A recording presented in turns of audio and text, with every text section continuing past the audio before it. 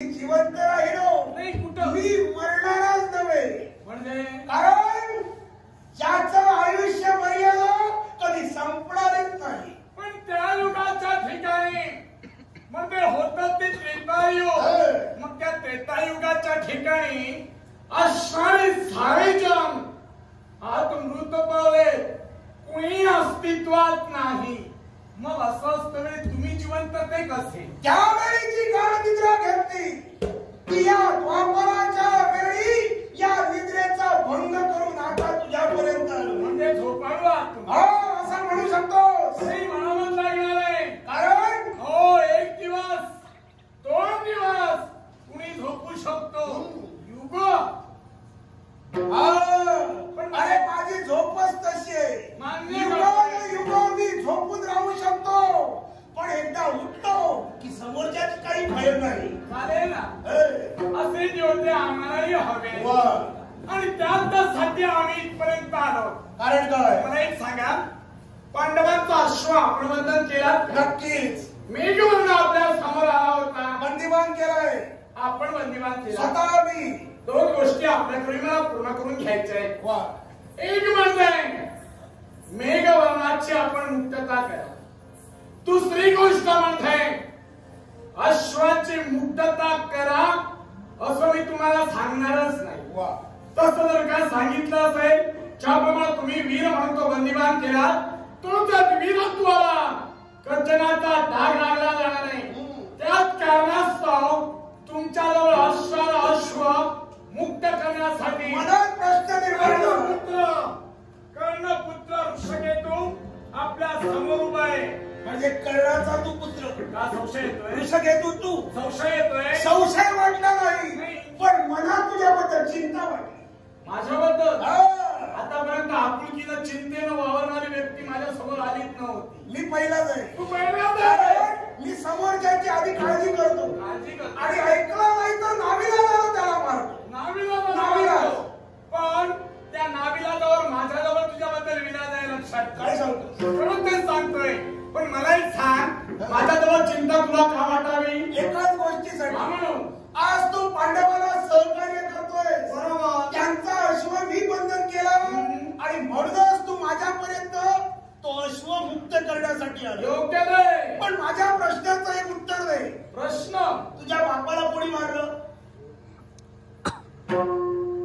पांडवांनी मारलं. मग बापाच्या वधाचा सूड पुत्रानं घेणं योग्य की त्यांच्या बाजूला लढणं हे योग्य? काय चुकलं ते तरी सांगा. काय एकच? हे बापा नाही, तुम्ही जर का म्हणत असाल माझ्या पित्याला ज्यांनी मारिलं त्यांच्या सानिध्यात राहून आज मी लढतोय, तुम्हाला हे कसं कळलं? मला कळलं. तुम्ही तर झोपला होता.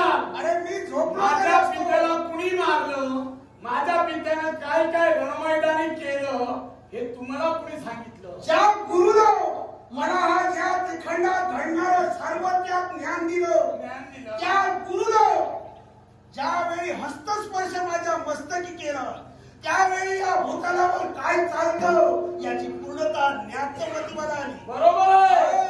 मग हे तुमच्या प्रश्नाचं उत्तर. जिथं धर्म चालतो तिथं अधर्मालाही प्रोत्साहन असतं. बरोबर. कारण धर्मानं महत्त्व कुणामुळे आली तर ती अधर्मामुळे आली. मान्य केलंस? सहज. मी अधर्मानं वागतो हे तर तुला म्हणायचंय. मी तसं म्हटलंच नाही. मग ऐकून घ्या माझं. कारण का माहितीये, तुम्ही जर का अधर्मी आहात असं जर का म्हणाला असतो तर मी प्रथम येऊन तुमच्याजवळ बोट दाखवले असतं. हे अधर्म्या, अश्वाची मुक्तता कर. प्रत्येक वीराचा योग्य आहे. राखणं हे आमचं कर्तव्य आहे. योग्य आहे. त्या योग्यतेनं मी तुमच्या समोर वागतोय. मग मला एक वीर म्हणून शोभलास तू. समोरच्या वीराशी कशा प्रकारे बोलावं, कशा प्रकारे संवाद साधावा हे तुझ्याकडून शिकावं असं मला वाटू लागलं. पण मला सांगा तुम्ही, काय ते? माझ्या पित्याचा शेवट झाला यात माझ्या पित्याचा दोष होता? तुझ्या पित्याचा? तुझ्या पित्यानं जे केलं ते आपलं कर्तव्य केलं. मग मलाही सांगा, त्या विश्वाच्या ठिकाणी मैत्री करणं त्याही पेक्षा मैत्री निभाविणं हे श्रेष्ठ नव्हे का? योग्य आहे. मग माझ्या पित्यानं दिलेल्या मित्रत्वासाठी, मित्राच्या शब्दपूर्ततेसाठी ते आता स्वतःचा देह रणमैदानाच्या ठिकाणी धारातिरकी ठेवले. या त्यांचा धर्म होता की अधर्म? त्यानं केलं ते धर्म कार्यात केलं. मग माझी पितृदेव तो वागला नाही, कारण त्यानं ते दान केलं. तो दानशूर कर्ण म्हणून ओळखला गेला. पण ज्यावेळी पांडवांनी त्याला मारलं त्यावेळी तो निशस्त्र होता. हे पण तुझ्या लक्षात असू दे. पण त्याचबरोबर तुम्ही एक लक्षात ठेवा, काय ते? रणमैदानाच्या ठिकाणी उभं राहिल्यानंतर जर का आपल्याला हाती शस्त्र धरता येत नसेल तर त्या वीरानं सूर्यास्त होण्यापूर्वी रणमैदानाच्या ठिकाणी जाऊ नये. निशस्त्र होऊन तर का स्वतःची कर्तव्य पूर्ण करण्यासाठी कुठला वीर जर त्या रणमैदानाच्या ठिकाणी आला, प्रतिस्पर्ध्यानं त्याच्यासोबत संघर्ष करावा तो कसा? मला सांग, म्हणजे तू सरळ सरळ तुझ्या बापाला दोषी ठरवतोय? दोषी नव्हे, मग या दोषी नाही. मग काय? कारण ते आपलं कर्तव्य पूर्ण करत होते बरोबर ना? आणि पार्थाने आपलं कर्तव्य पूर्ण केलं. मग पार्थ काकांना या दोष देणं हे आपल्याला तरी पटतं का? पार्थानं आपलं कर्तव्य केलं. मग आता जो अश्वमेध यज्ञ केला आहे तो कोणत्या गोष्टीसाठी केलाय? मग मलाही सांगा, अश्वमेध यज्ञ केलाय ना, ते महाभारतीय युद्धात, ते महाभारतीय युद्धात मारले गेले, त्यांना मोक्ष प्राप्ती व्हावी आणि या विश्वाच्या ठिकाणी एक चक्रराज्य निर्माण व्हावं, प्रत्येकानं साऱ्यानं सममतानं वावरावं, या अपेक्षेनं आज हा अश्वमेध यज्ञ केला जातोय. चुकलायस तू. कसा का? हा जो यज्ञ केलाय तो पाप क्षालनासाठी केलेला यज्ञ आहे. मग मला एक सांगा, मी प्रथम काय म्हणालो तुम्हाला? ते मारले गेले त्यांच्या शरणासाठी बोललोच ना, त्यांच्या आत्म्याच्या शांतीसाठी म्हणालस. मग मला आत्म्याची शांती आणि त्यांचे पाप शरण काय? कारण काय माहितीये, ते मेले त्यांना पुनर्गती प्राप्त झाली का? त्यांना प्राप्त झाली नाही असं तुझा म्हणायचंय. साहजिक आता तू म्हणतोय जे वीर म्हणून रणांगणावर मारले जातात ते मोक्ष पदाला प्राप्त होतात. इच्छा प्रत्येकाची अतृप्त नव्हते. मग मला एक सांगा, नक्की बांधवांची आमच्या इच्छा नव्हती का? काय ते? रणमैदानाच्या ठिकाणी आपल्याला विजय संपादन व्हावा, बरोबर आहे.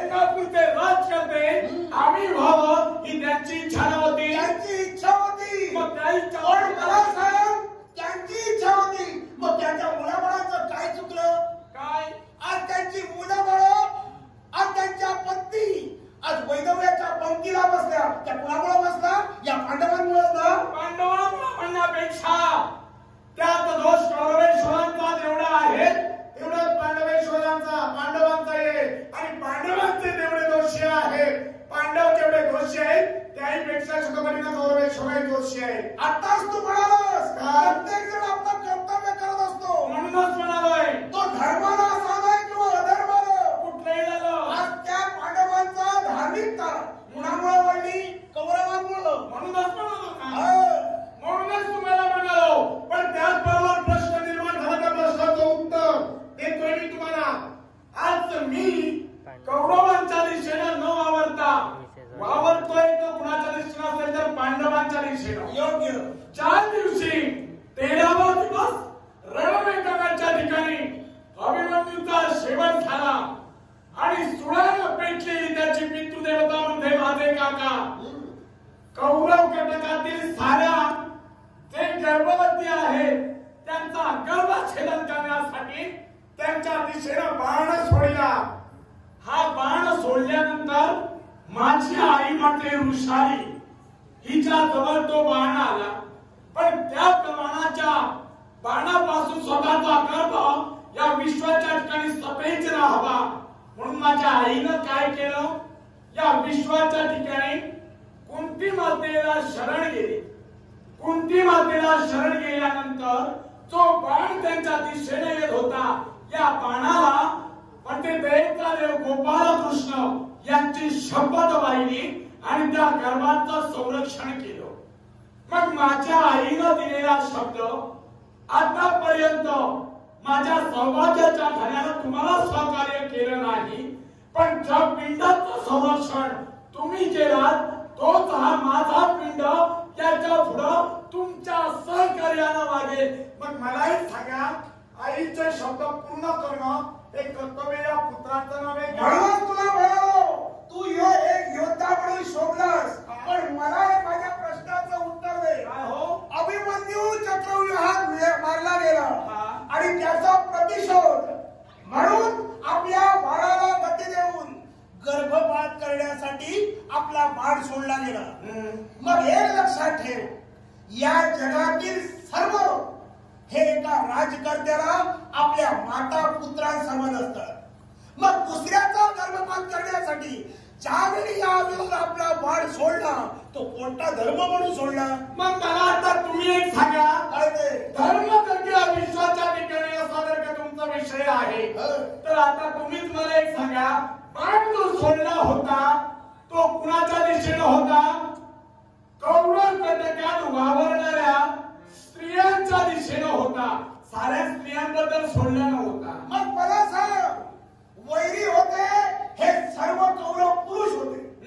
मग स्त्रियांच्या उदरात वाढणारे गर्भ हे तुमचे वैरी होते का? कारण भविष्यकाला तेही वैरत्व निर्माण करणार होते. तशी कौरवेश्वरांची प्रतिज्ञा होती, त्याचप्रमाणे पांडवांची प्रतिज्ञा होती, वीर नाही सह करेन. या सुडापोटी आता स्वतःच्या पुत्राचा प्रतिशोध घ्यावा या सद्भावनेनं काकांनी बाण सोडला. त्यात त्यांचं काय चुकतं? चुकलं म्हणणार नाही. चुकलं यावेळी चुकलं एकच, जे निष्पाप निष्कलंक त्यांच्यावर बाण रोखण्याचा काही अधिकार नाही. एक योद्धा हा योद्ध्याशी लढला पाहिजे. योद्धा तरी लढला पाहिजे, मी मान्य करतोय. मग योद्धा योद्ध्याशी लढलाच पाहिजे. पण मागील इतिहास त्याला तुम्ही नजरेसमोर ठेवा. काय ते? एकच, परशुरामानं काय केलं? परशुरामानं केलं काय? एकानं अन्याय केला, 21 वेळा पृथ्वी निक्षत्रिय केली. एका क्षत्रियानं अन्याय केला, मग साऱ्या क्षत्रियांना का दोष द्यावा? का मारण्याचं कार्य केलं? एक लक्षात ठेव, काय? त्यानं क्षत्रिय मारले, क्षत्रियांचे पालक मारले नाही. मग जर क्षत्रियांचे बालक जर का मारले नाही, मग क्षत्रियांचे बालक जर का मारले नव्हते, मग हिंगळा देवीला साऱ्या क्षत्रिय पत्न्या शरण का गेल्या होत्या? एकाच गोष्टीसाठी, का? भविष्य काळात आपल्या कुशीकुलात जन्माला आलेली लहान बालकं ही सुखरूप राहावी याच्यासाठी आळवणी करत होत्या.